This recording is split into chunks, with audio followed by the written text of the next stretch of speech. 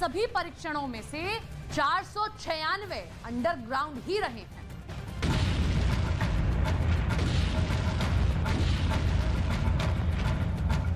रूस के परमाणु शस्त्रागार के बारे में दुनिया जितना जानना चाहती है, रूस उसे उतना ही छिपाता रहा है। दुनिया भर की खुफिया एजेंसियों की नजर रूस के परमाणु ठिकानों पर रहती है। सीप्री की रिपोर्ट के मुताबिक साल 2016 में रूस ने परमाणु हथियारों पर 1080 करोड़ डॉलर खर्चा किया था, जो साल 2020 में कम होकर 800 करोड़ डॉलर पर पहुंच गया। लेकिन अब 2023 में रूस एक बार फिर परमाणु हथियारों पर खर्च बढ़ाने जा रहा है। सीप्री का दावा है कि रूस ने साल 2011 से 20 तक के परमाणु रणनीति को ऐसे वक्त में तय किया था जब रूस के हालात बहुत अच्छे नहीं थे।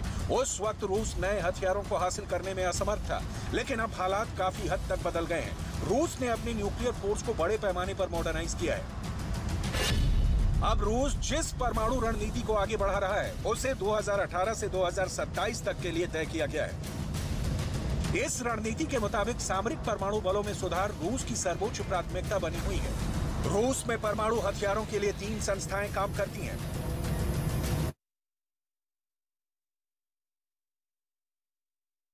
में रूस उसकी मदद कम, उसका नुकसान ज्यादा कर रहा है। पहले तो अजरबैजान और आर्मेनिया की 2020 की जंग खत्म कराने के लिए रूस ने ऐसा शांति समझौता करवाया कि आर्मेनिया के लोगों ने उसे अपनी हार के तौर पर देखा। उस समझौते की वजह से नगोर्नो कराबाख और उसके आसपास के कई इलाके आर्मेनिया की मुट्ठी से निकल गए और अब आर्मेनिया को नगोर्नो कराबाख से जोड़ने वाली इकलौती सड़क पर अजरबैजान के लोगों के लगाए ब्लॉकेड ने आर्मेनिया के सब्र का बांध तोड़ दिया। पर अजरबैजान का आरोप है कि नागोर्नो कराबाख में अवैध खनन करके वहां से खनिज उसी इकलौती सड़क के जरिए आर्मेनिया पहुंचाए जा रहे हैं। इसलिए अजरबैजान के लोग 12 दिसंबर से उस सड़क पर जमे हुए हैं, जिसकी वजह से नागोर्नो कराबाख में रहने वाले आर्मेनियाई मूल के लोगों के पास आर्मेनिया से खाना ही नहीं पहुंच पा रहा। लेकिन ब्लॉकेट अजरबैजान के लोगों ने लगाया और आर्मेनिया के लोग रूस पर आग बबूला हो गए। ऐसा इसलिए क्योंकि नागोर्नो कराबाख से आर्मेनिया को जोड़ने वाली सड़क पर 2020 की लड़ाई के बाद से रूस की शांति सेना का कंट्रोल है।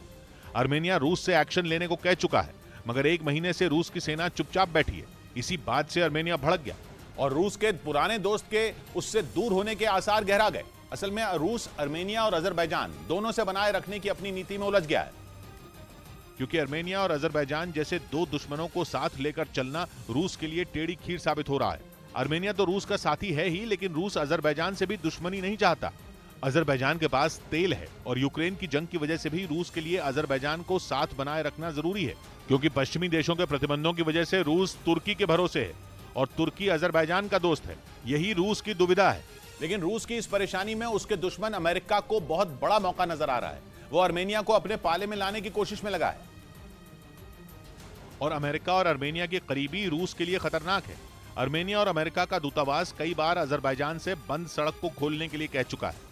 मतलब जिस बंद पड़ी सड़क पर रूस चुप्पी साधे बैठा है, अमेरिका उसे खुलवाने के लिए आर्मेनिया के सुर में सुर मिला रहा है। वो आर्मेनिया का हमदर्द बनने में लगा है। खुद आर्मेनिया कह रहा है कि अब वो मसले को सुलझाने के लिए अमेरिका और यूरोपियन यूनियन की मदद लेगा।